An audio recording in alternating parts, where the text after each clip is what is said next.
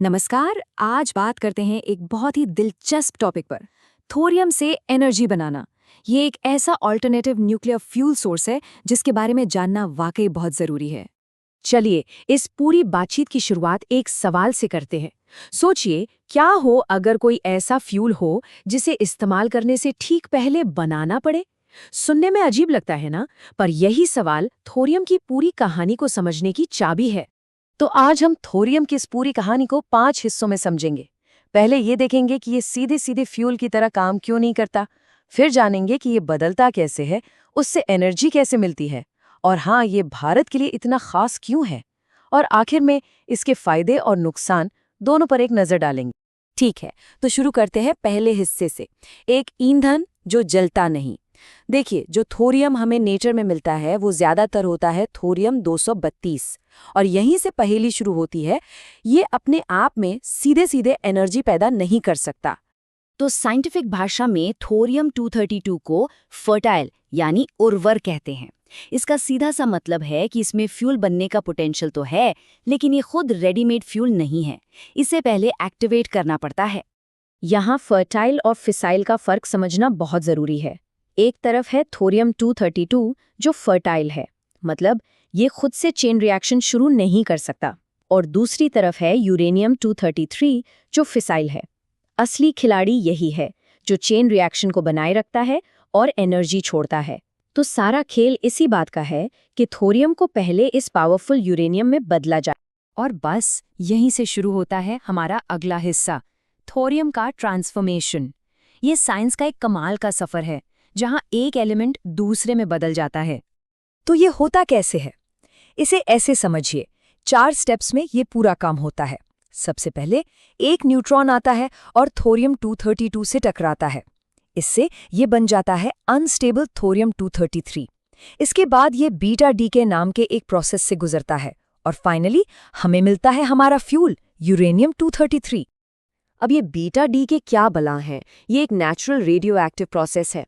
इसमें होता यह है कि एक एटम के अंदर एक न्यूट्रॉन एक प्रोटॉन में बदल जाता है, और जैसे ही ये होता है पूरा का पूरा एलिमेंट ही बदल जाता है। यही थोरियम के ट्रांसफॉर्मेशन का सीक्रेट है। चलिए इसे थोड़ा और करीब से देखते हैं। ये पूरा प्रोसेस असल में 2 स्टेप्स में होता है। पहले बीटा डिके में थोरियम 233 बदलता है प्रोटैक्टीनियम 233 में। इसे आप एक बीच का स्टॉप समझ सकते हैं। फिर दूसरे बीटा डिके में ये प्रोटैक्टीनियम 233 फाइनली हमारे काम के फ्यूल यूरेनियम 233 में बदल जाता है ना कमाल की बात? तो चलिए, अब हमारा फ्यूल तो रेडी हो गया। अब सवाल ये है कि इससे एनर्जी कैसे निकलती है। तो हमारा अगला हिस्सा इसी के बारे में है। इस पूरी मेहनत और ट्रांसफॉर्मेशन के बाद हमें मिलता है हमारा असली हीरो यूरेनियम 233। यही है वो फिसाइल मटेरियल जिसका इंतजार था। और अब असली मैजिक शुरू होता है, जब एक और न्यूट्रॉन इस नए नवेले यूरेनियम 233 से आकर टकराता है और बूम होता है फिशन। ये वो पल है जब एटम टूटता है और जबरदस्त मात्रा में एनर्जी रिलीज होती है।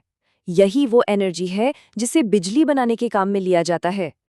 और इस एनर्जी से बिजली बनाने का प्रोसेस काफी जाना पहचाना है। फिशन से जो जबरदस्त गर्मी पैदा होती है, उससे पानी को भाप में बदला जाता है।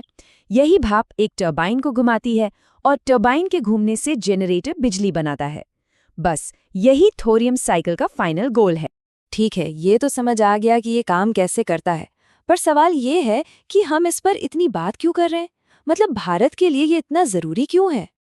और इसका जवाब इस एक लाइन में छिपा है। दुनिया में थोरियम का सबसे बड़ा भंडार भारत के पास है।